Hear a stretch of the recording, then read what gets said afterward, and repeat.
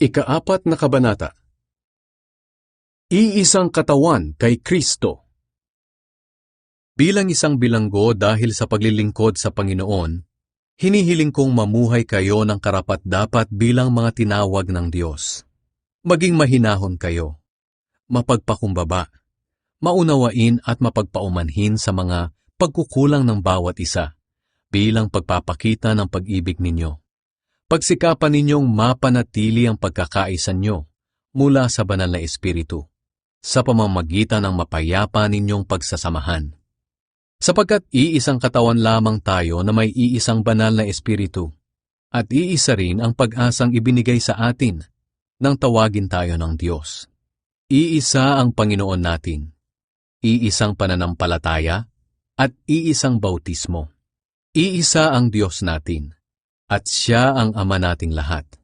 Naghahari Siya, kumikilos at nananahan sa ating lahat.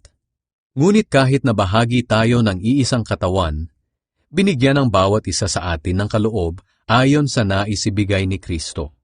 Tulad ng sinasabi sa kasulatan, nang umakyat Siya sa langit, marami Siyang dinalang bihag at binigyan Niya ng mga kaloob ang mga tao. Ngayon, ano ang kahulugan ng umakyat Siya sa langit? Ang ibig sabihin nito ay bumaba muna Siya rito sa lupa. At Siya na bumaba rito sa lupa, ang Siya ring umakyat sa kataas-taasang langit para maging lubos ang kapangyarihan Niya sa lahat ng bagay. Ang iba'y ginawa Niyang apostol, ang iba'y propeta, ang iba'y mangangaral ng magandang balita, at ang iba naman ay pastor at guro. Ginawa Niya ito para ihanda sa paglilingkod ang mga pinabanal at para lumago at maging matatag sila bilang katawan ni Kristo. Sa ganitong paraan, maaabot nating lahat ang pagkakaisa sa pananampalataya at pagkakilala sa anak ng Diyos at ganap na lalago sa espiritual nating pamumuhay hanggang maging katulad tayo ni Kristo. At kapag naabot na natin ito, hindi na tayo tulad ng mga bata na pabago-bago ng isip at nadadala ng iba't ibang aral ng mga taong nanlilinlang na ang hangad ay dalhin ng mga tao sa kamalian. Sa halip, mananatili tayo sa katotohanan ng may pag-ibig, upang sa lahat ng bagay ay maging katulad tayo ni Kristo, na Siyang ulo ng Iglesia. At sa pamumuno Niya, ang lahat ng bahagi ng katawan na walang iba kundi ang mga mananampalataya ay pinag-uugnay-ugnay, at ang bawat isa'y nagtutulungan. At sa pagganap ng bawat isa sa kani-kanilang tungkulin ng may pag-ibig, ang buong katawan ay lalago at lalakas. Ang bagong buhay kay Kristo. Sa pangalan ng Panginoon, iginigiit kong huwag na kayong mamuhay gaya ng mga taong hindi nakakakilala sa Diyos. Walang kabuluhan ang iniisip nila, dahil nadiliman ang isipan nila sa pag-unawa ng mga espiritual na bagay. At nawalay sila sa buhay na ipinagkaloob ng Diyos, dahil sa kamangmangan nila at katigasan ng kanilang puso. Nawala na sila ng kahihiyan, kaya nawili sila sa kahalayan at laging sabik na sabik gumawa ng karumihan. Ngunit hindi ganyan ang natutunan nyo tungkol kay Kristo. Hindi ba't alam na ninyo ang tungkol kay Jesus? At bilang mga mananampalataya Niya, hindi ba't naturuan na kayo ng katotohanang nasa Kanya? Kaya talikuran nyo na ang dati ninyong pamumuhay, dahil gawain ito ng dati ninyong pagkatao.